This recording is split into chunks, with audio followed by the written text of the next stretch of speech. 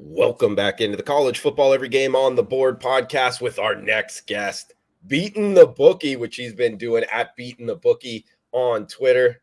Beatin The Bookie, welcome on in, buddy. How you feeling?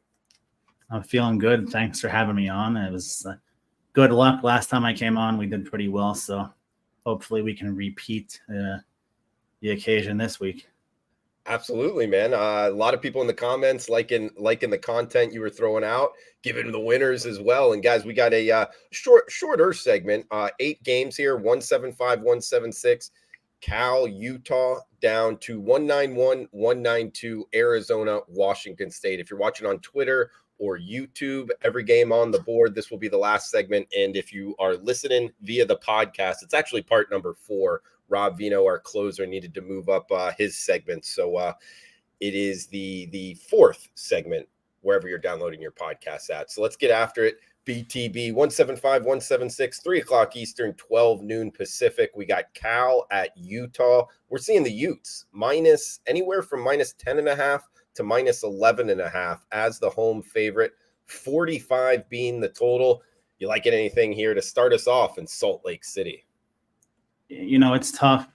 It's really tough to bet the Utes this year on their offense. I think Nate Johnson's been the quarterback. Cam Rising, it's been suspicious with Cam Rising all year, right? Like he maybe was going to play the Florida game to start the year. And now we're into game 6, right? And he hasn't played yet. They got this backup. Well, now the starter, Nate Johnson, he just struggles to.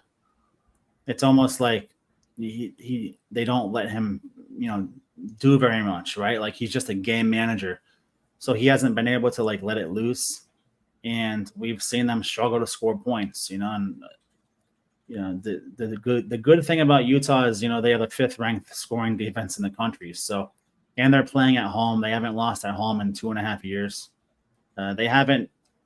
A team has not been within double digits of them at home in the last 2.5 years. So they've been very good at home, but also this is the worst offense they've had in 2.5 years. So it's kind of like a catch-22 right there. I mean, they're only averaging 19 points a game offensively, which is pretty terrible.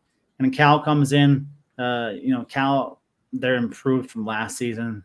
They have a pretty good offense, but when they've played good teams, like Auburn went to Cal, it was a low-scoring affair. They just struggle to score points against good defenses, and I think this will be the same. I'm not sure that Utah will cover, but if I was to play anything here, I'd play the under because the Utah defense had a bye week to prepare for this, and I just don't see Cal scoring many points. I don't see Utah scoring many points either, so I think we're in for a low-scoring game, and I just think Utah plays safe. Just tries to get out with the win and tries to get Cam Rising back at some point in the season, which I don't know what happened. Sure. And we are still seeing 45.5. I agree with you. A lower scoring game.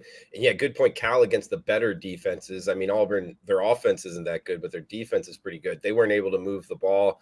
And you bring up the quarterback for Utah and Cam Rising. I remember that coming into week 1, it was like, is he going to start? Or are they going to start somebody else? I almost go back to, Kyle Whittingham, in my opinion, is one of the better head coaches in college football.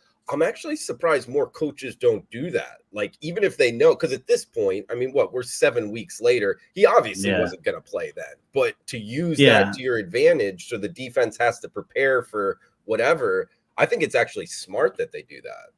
And they had the kid who started the Gators game for them, different quarterback than who they're starting now. And I think he's the better quarterback, but it's almost like, Kyle, it's like the coach wants he doesn't like somebody who takes chances, right? Who throws the ball deep. He just likes a guy that just plays game manager. And that's what he's got right now. And it's been hurting them because they're scoring 7 points in games. You're not going to win, right? They beat UCLA like 14-7. So they can get away with that against the Cals of the world, stuff like that. But when they played Oregon State, they couldn't keep up with the Oregon State offense. So they might get away with it this weekend, but they're in trouble if Cam Rising does not come back eventually. Yeah, that's a good point. As we'll move down the list here, Mountain West action up next here, guys. 177, 178. We are going down in rotation order.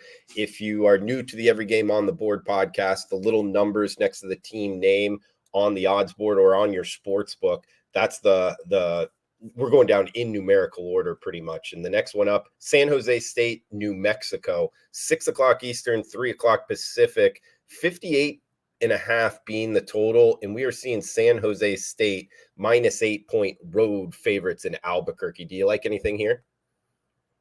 I'll probably pass on this game. San Jose State, I think they're 1-5 right now. And they've, San Jose State, the last few years, they've had an emergence. I mean, we all know they were like a gutter program for years, right? And they've made a bowl game the past couple of years. They've really had an emergence. And then this year they just took a step back.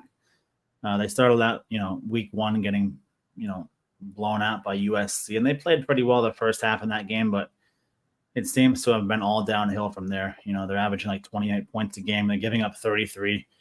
And New Mexico,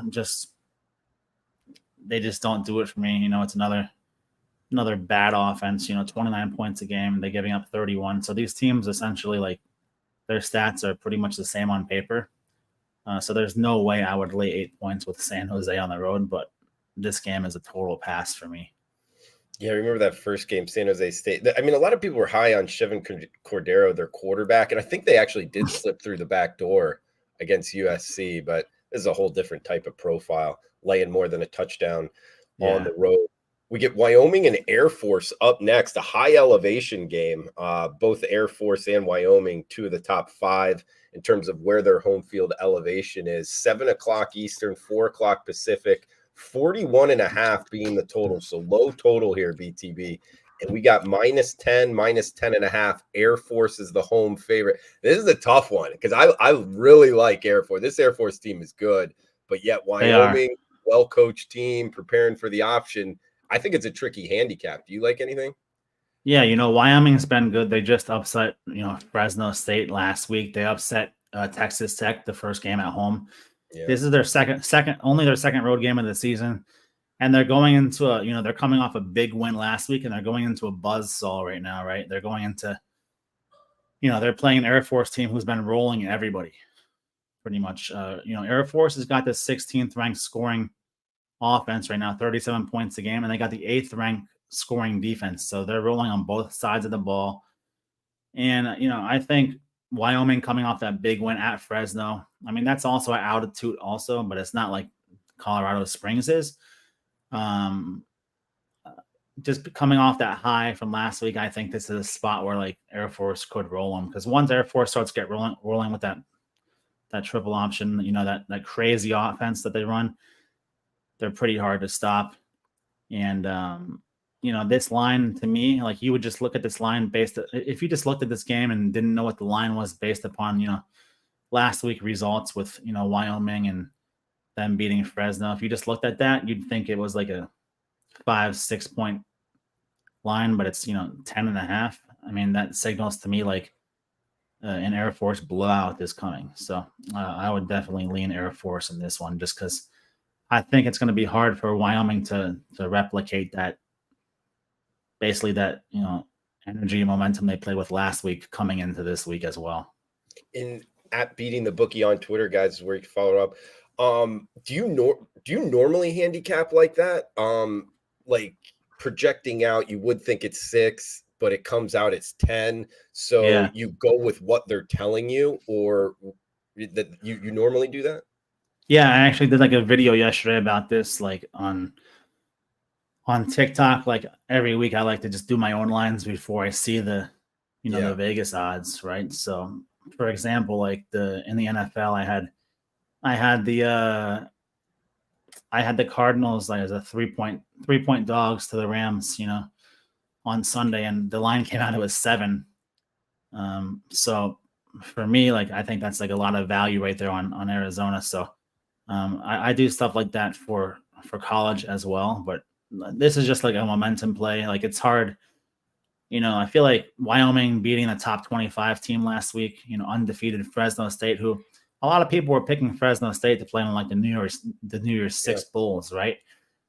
They're coming off that big win, and celebrating that and stuff. I just think it's going to be hard for them to keep that momentum, right? It's hard to come back-to-back weeks with that effort. So I think, they're running into a buzzsaw right here in Air Force, whose offensive linemen are going to cut block you every single play, right? And, their D-line is probably going to be tired of it by the third quarter. So I think it's going to be tough for them to replicate that intensity for, back-to-back weeks, especially at this altitude, up here. Sure. Yeah. And where can people find you on Twitter or on TikTok? Beatin The Bookie. Okay. Same name. Yeah. So cool, guys. Go check them out. As we got Boise State and Colorado State up next, 9:45 Eastern, 6:45 Pacific here. Staying in the state of Colorado, 60.5 being the total, and we are seeing -7 in the hook. That's the Broncos as the road favorite. Yeah, everyone saw Colorado State, play against who is it? Shador Sanders, Deion Sanders, right? Oh yeah, they gave them all they could handle. They did. They should have won that game for all intents and purposes, but they blew it. In Boise this year, Boise's not what they used to be, right? They're just the blue turf magic is gone, right? Chris Peterson's gone. They just don't really do it for me anymore. But, Colorado State's coming off getting blown out by Utah State, right? And Colorado State, I think, was up 17-0 to start that game. And they blew a 17-0 lead, I believe, in the first half and then just got destroyed. So I don't know where their team's, mindset is at right now. And Boise seems to be surging a little bit. Boise's looking a little bit better as the year goes on. So in a spot, I would definitely lean with Boise because I think they're playing better. Colorado State, I just think they're just fading right now. And, their coach, the guy who used to coach at Nevada, I can't think of his name right now, but he's just not a very good coach in my eyes. So I think Boise, wins this. And personally, I'd like if it got to 7. I think this might be Boise. If you're into money line parlays, Boise might be a good leg to put their money line on the parlay. But I definitely wouldn't bet Colorado State, like I said, especially coming off that getting blown out by Utah State. Not very good Utah State team. So definitely Boise or nothing right here, and I think Boise would be a good parlay leg. Broncos money line. Pass. Okay, money line. We got Jay Norvell. That's his name. Yeah. Making the move from Nevada to Colorado State. As we'll actually stay in the talk. Speaking of Nevada, we got a rivalry, and we like our rivalry names here on the Every Game on the Board. This is the battle for the Fremont Cannon in the state of Nevada, UNLV and Nevada. It is in Reno here, but we are seeing the Road Rebels -9.5 point road favorites. 53.5 being the total. UNLV has been pretty good this year. They've been cashing some tickets, Beating the Bookie. Are you liking anything for the battle of the Fremont Cannon? These teams don't like each other. They don't. And I remember a few years ago they had a huge fight on the field. Yeah, I remember that. And I think that was in Nevada as well. That might be 2 years ago, but that was, I always loved to watch those things happen, right? As an old school Hurricanes fan, watching teams fight on the field, I always loved that. But this is two programs going the opposite ways, right? UNLV's 4-1. Their only loss at Michigan, and they didn't really play bad at Michigan. They didn't play great, but this team's completely turned around from last season. And Nevada is just terrible, 0-5. They're averaging 15 points a game. They're 131st in offense, and they're 131st in defense, scoring defense as well. So they're pretty much bottom of the barrel in every stat. UNLV runs that fast tempo offense this year. They're 36 points a game. They're 24th in the country in points per game. They got that slot machine on the sidelines when they make big plays. So I actually think UNLV just blows their doors off. I know it's a rivalry game, but you're not just going to make an 0-5 team good all of a sudden because it's a rivalry game. I just don't think the talent is there for Nevada, and I think UNLV blows their doors off. So we'll go from the battle of the Fremont Cannon, which I don't disagree with you with, to arguably the game of the weekend here, College game day at Oregon and Washington, two of the top teams in the Conference of Champions. 3:30 Eastern, 12:30 local time, -3. That's the Huskies as the home favorite, 67 being the total. This is a good one with the Ducks and the Huskies. You liking anything in what, Seattle? Yeah, I mean, I think we can say this is probably the game of the year so far, right? You've got, Yeah, you got two of the top Heisman candidates right now. You got two of the top, 5 teams in the country, two of the top 10 teams in the country. The Pac-12 has got 7 ranked teams. This is the Pac-12's probably their best year ever, and it's their last, which is kind of sad. So this is a big game for me because I have Oregon at 40-1 to win the national championship. It's the only future I played this preseason. I got Bo Nix to win the Heisman. He's right up there. I think it's going to come down to like Bo Nix, versus Michael Penix, right? Who can make the plays? So both offenses are so good. They're both. I think they're second and third in scoring offense. I think Oregon averages like 52 points a game. Washington 47. Oregon has a top 5 defense. Washington's defense is not as good. They're like 27th in total D.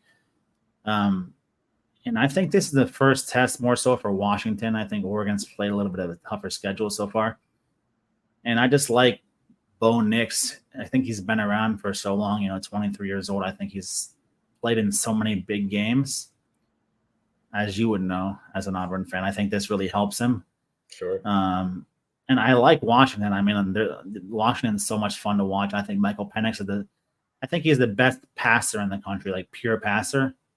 Right, like the guy has the strongest arm in the country in my eyes, and I love watching him play. I like this Washington team. Their receivers are probably the best in the country. And I want Oregon to win because of my future, but I think this game's a total toss-up. I do like the over because you put two offenses like this together, you're going to score some points no matter how good the defense is. So I probably will play the over here. If I had to play a side, I'd probably take the points with Oregon. But it's tough. It is just such a tough game. These are two evenly matched teams, two great quarterbacks. And it's going to be a fun one. I think even the loser who loses this game, even if they finish like 11-1, I think they still got a shot to like.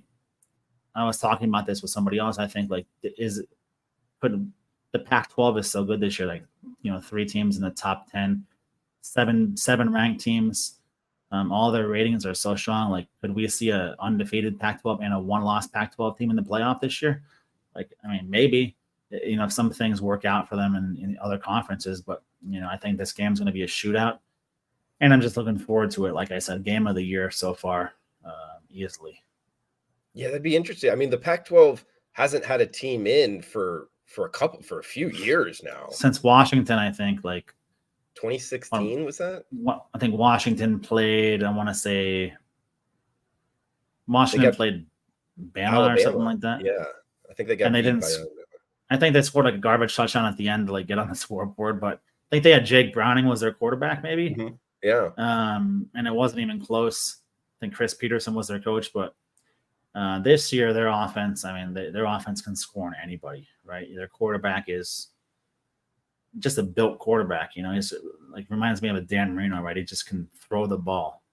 That's what he does, right? Like on his bio, it says I throw the ball. So Michael Penix, just total baller, and it's going to be a good one. So I can't wait for this one. Yeah, that would be interesting if they got a 1-loss team in as well as an undefeated team. I'm not saying it can't happen. It would just be wild that you'd go that many years not even getting one. Well, when you look at like both of their schedules, I mean, they're playing Oregon State, who's ranked top 15, right? UCLA, who's ranked top 20, USC, who's ranked top 10, right? You have all these top, 15, top 10 wins. I mean, how would you keep a 1-loss team? How could you keep, like, if Oregon lost, right? Or if Washington lost and the other team finished the year ranked second, right? And their only loss was second ranked, whatever, by like 3 points. How could you keep them? It's tough. Like this would be a perfect year for an 8-team playoff, a 12-team playoff. This is the perfect year for the Pac-12. Could probably get three teams into a 12-team playoff. Unfortunately, we'll never know because it's going away. Their conference is going away, but this is the best year in Pac-12 football history to this point, I think. So It's going to be an interesting game for sure. Yeah, all good points. At Beating the Bookie on Twitter. We got 2 games left here, guys, as we'll stick in the Conference of Champions. UCLA and Oregon State up next, 8 o'clock Eastern, 5 o'clock Pacific, 189, 190, the rotation number, 54 being the total. We are seeing Oregon State, the Beavers, -3 in the hook as the home favorite, hosting the Bruins here, BTB. Yeah, I mean, this is UCLA with Chip Kelly and stuff. You think explosive offense, but they've got freshman Dante Moore at quarterback this year. And, while he's been a really good freshman, he's just not really explosive. Like, he's not like the usual Chip Kelly offense we're used to seeing. I think they're averaging like 15 points a game in conference play. The bulk of their points was put up against like a Division I AA school. So this is not the usual UCLA offense that we're used to seeing. Their defense is very good this year. I think they're 8th in total defense. They haven't giving up only 12 points a game. But I think this is the best team they've played so far this year. DJU, he's coming off what people say is his best game so far as a college player, including at Clemson, 5 touchdowns last week. Oregon State's looking pretty good this year, outside of one loss. But I mean, outside of that, they looked pretty good. And at Oregon State, I definitely take the Beavers right here because I just don't think Corvallis. I mean, that place can be rocking. And I think it's a tough place for a freshman quarterback to go to and have success. So I think this is Oregon State right here. So I'd take Oregon State in this spot for sure.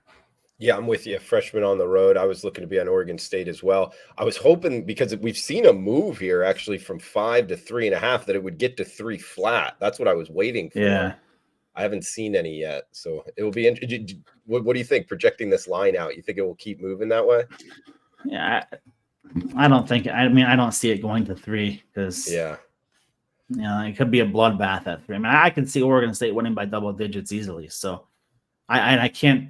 I can make an argument for Oregon State winning by double digits. I can't make I really have no argument for UCLA to win by double digits unless like DJ throws 3 or 4 picks, right? So I don't think it goes to 3. But if it did, I would be much obliged. Guys, we got 1 game left. We'll get a best bet from Beating the Bookie, and then that will do it for every game on the board. But if you're listening to podcast form, we got Robbie Vino's segment coming up next. And just a quick shout out to our friends at Viva Tequila Seltzer, sponsor of the Every Game on the Board podcast, the ultimate go-to for toasting those winning picks. 88 calories, 0 carbs, no sugar, 4.5% ABV. Viva, the perfect match for celebrating your victories. Check them out, Viva Tequila Seltzer. Get them shipped to your house. As we got last game up for this section here, 191, 192, 7 o'clock Eastern, Arizona and Washington State. We're seeing the Cougars -7. There is a -7.5 out there. That's the Cougs as the home favorite, 59 being the total. You liking anything Arizona and Washington State here, Pac-12 action? Obviously Arizona surprised a lot of people last week, taking USC to like triple overtime, actually. Almost pulling the upset over Caleb Williams there. And on the other hand, Washington State, I think they got one of the best quarterbacks in the country, Cameron Ward, and they laid a complete egg against UCLA, right? I had them +3.5 last week, and offensively, they just could not get anything going. Ward was terrible. They stayed in the game. They led a lot of the game, but they just could not get anything going offensively. I think he threw a pick to end it at the end.